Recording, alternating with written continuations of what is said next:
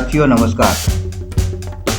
स्नातक यानी BA, BSc, BHSc और बीबीए जैसे पाठ्यक्रमों के प्रथम वर्ष के फाउंडेशन कोर्स अर्थात आधार पाठ्यक्रम के अंतर्गत हिंदी विषय की तैयारी के क्रम में आज हम मैथिली शरण जी गुप्त, जो राष्ट्र कवि के नाम से जाने जाते हैं, उनके जीवन परिचय, उनके व्यक्तित्व और उनके कृतित्व को इस वीडियो में जानने और समझने का प्रयास करेंगे।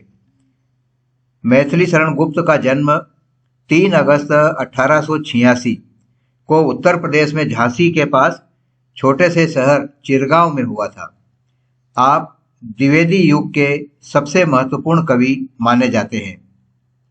आपके पिता सेठ रामचरण गुप्त पेशे से गहोई अर्थात व्यापारी परिवार से संबंधित थे। माता का नाम कौशल्याबाई था। माता पिता दोनों वैष्णव संप्रदाय को मानने वाले थे। इनके पिता यानी रामचरण जी गुप्त कनकलता उपनाम से कविता किया करते थे और राम के विष्णुत्व में अटल आस्था रखते थे। इसका आशय यह हुआ कि वह वैष्णव संप्रदाय को मानने वाला परिवार था। मैथिली शरण गुप्त का विद्यालयीन शिक्षा में मन नहीं लगा और 2 वर्ष पश्चात ही घर पर इनकी शिक्षा का प्रबंध किया गया। घर पर ही अध्ययन अध्यापन इनका हुआ और आपने घर पर ही संस्कृत, हिंदी तथा बांग्ला तीनों भाषाओं संस्कृत, हिंदी तथा बांग्ला की साहित्य का व्यापक अध्ययन किया। इस दिशा में, घर पर ही अध्ययन करने की दिशा में और अन्य भाषाओं का अध्ययन करने के क्रम में आपको मुंशी अजमेरी जी का विशेष मार्गदर्शन प्राप्त हुआ। आप महावीर प्रसाद द्विवेदी के संपर्क में आए तथा सरस्वती पत्रिका में आपकी प्रारंभिक कविताएं प्रकाशित हुई। उन्होंने यानी मैथिली शरण जी गुप्त ने अन्य भाषाओं के साहित्य का हिंदी में अनुवाद का कार्य भी किया था। यह अनुवाद का कार्य आपने मधुप नाम से किया। साथ ही वह वक्त अंग्रेजों की अधीनता का समय था, इसलिए आपने भारतीय और नित्यानंद नाम से यह नाम बदलकर भारतीय और नित्यानंद नाम रखकर अंग्रेज सरकार के विरुद्ध कविताएं लिखी थी। साहित्य जगत उन्हें दद्दा कहकर पुकारता है। उनकी रचनाएं सरस्वती पत्रिका में निरंतर प्रकाशित होती रही। 1909 में उनका पहला काव्य जयद्रथ वध आया।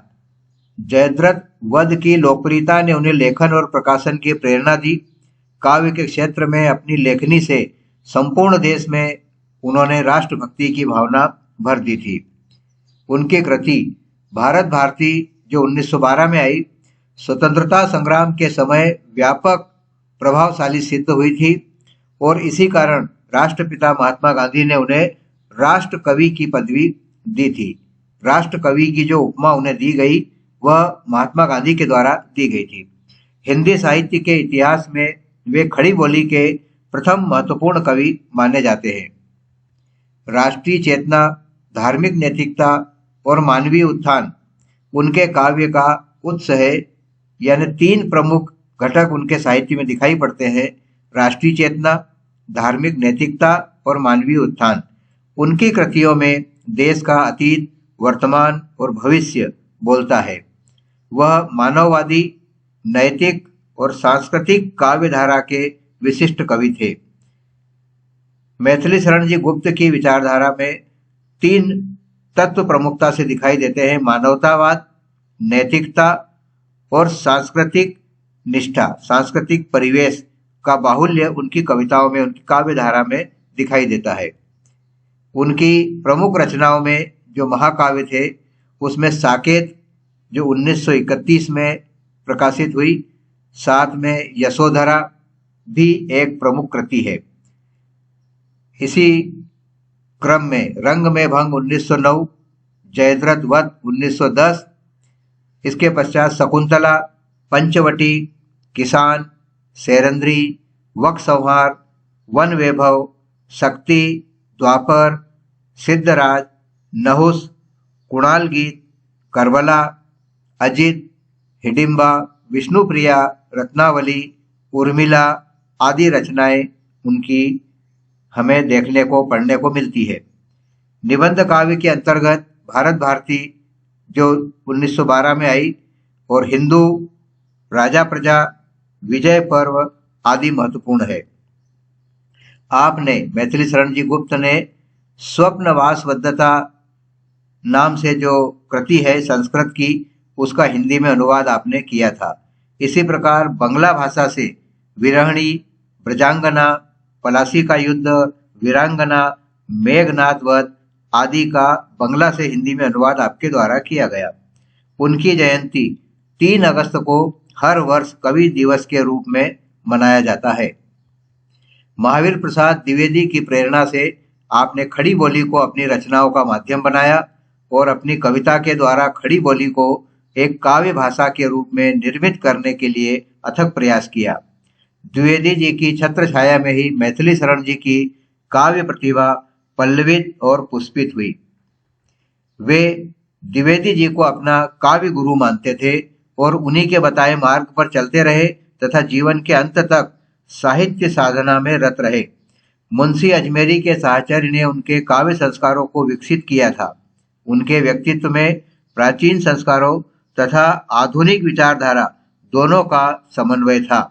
महात्मा गांधी के भारतीय राजनीतिक जीवन में आने से पूर्व ही मैथिली शरण गुप्त का युवा मन गरम दल और तत्कालीन क्रांतिकारी विचारधारा से प्रभावित हो चुका था।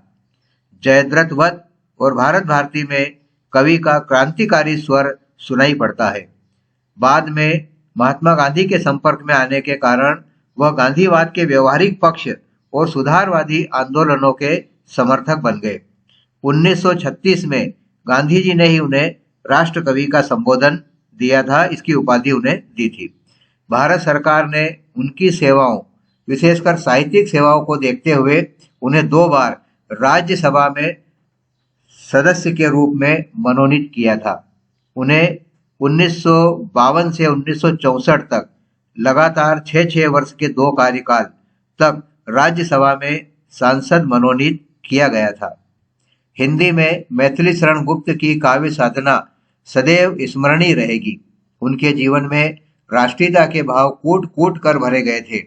इसी कारण उनकी सभी रचनाएं राष्ट्रीय विचारधारा से ओतप्रोत है। वे भारतीय संस्कृति एवं इतिहास के परम भक्त थे। अंधविश्वासों और थोथे आदर्शों में, पाखंडों में उनका विश्वास नहीं था।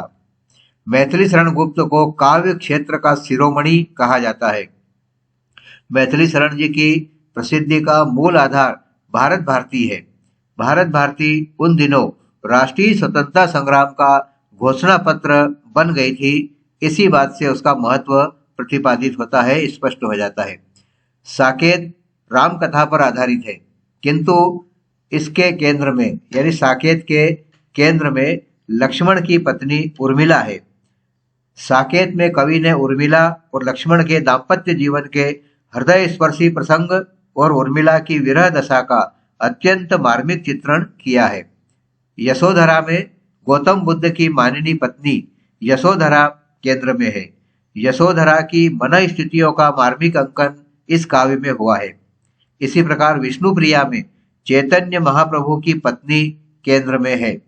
भारत भारती मैथिली शरण जी गुप्त द्वारा स्वदेश प्रेम को दर्शाते हुए वर्तमान और भावी दुर्दशा से उबरने के लिए समाधान खोजने का एक सफल प्रयोग है। भारतवर्ष के संक्षिप्त दर्शन की काव्यात्मक प्रस्तुति भारत भारती 3 खंड में है और यह निश्चित रूप से किसी शोध कार्य से कम नहीं है। इसके 3 खंड, भारत भारती जो पुस्तक है उसके 3 खंड हैं। पहला अतीत खंड, जिसमें भारतवर्ष के इतिहास पर गर्व करने को पूर्णतः विवश करता है। उस समय के गौरवपूर्ण इतिहास को स्मरण करवाया गया है। वर्तमान खंड में दारिद्र्य, नैतिक पतन, अव्यवस्था और आपसी भेदभाव से जूझते हुए उस समय के देश की दुर्दशा को दर्शाते हुए सामाजिक नूतनता, सामाजिक नवीनता यानी सामाजिक बदलाव की मांग रखी गई है। इसके भविष्यत खंड में अपने ज्ञान, विवेक और विचारों की सीमा को छूते हुए राष्ट्र कवि ने समस्या समाधान के हल खोजने और लोगों से उसके लिए आह्वान करने का भरसक प्रयास किया है। आपने अतीत गौरव का भाव जगाकर, अतीत में भारत का जो गौरवशाली इतिहास रहा है उस गौरव के भाव को जगाकर वर्तमान को सुधारने की प्रेरणा दी है। मैथिली शरण गुप्त की काव्य भाषा खड़ी बोली है। नारियों की दशा को व्यक्त करती उनकी ये पंक्तियां पाठकों के हृदय में करुणा उत्पन्न करती है। अबला जीवन हाय तुम्हारी यही कहानी, आंचल में है दूध और आंखों में पानी। आगरा विश्वविद्यालय तथा इलाहाबाद विश्वविद्यालय ने मैथिली शरण जी गुप्त को डी लिट की उपाधि से विभूषित भी किया था। मैथिली शरण जी गुप्त का देहावसान 12 दिसंबर 1964 को चिरगांव में ही हुआ। इनके स्वर्गवास से हिंदी साहित्य को जो क्षति पहुंची उसकी पूर्ति संभव नहीं है। इस प्रकार मैथिली शरण जी गुप्त हिंदी साहित्य में और हिंदी साहित्य की काव्य धारा के एक चमकते हुए नक्षत्र थे। उन्हें सादर नमन। इस वीडियो को लाइक करें, शेयर करें और इस चैनल शिक्षा और संस्कार को सब्सक्राइब करें ताकि इसी प्रकार के उपयोगी वीडियो आपको आगे भी समय पर मिलते रहे। वीडियो को आपने अंत तक देखा, बहुत बहुत धन्यवाद।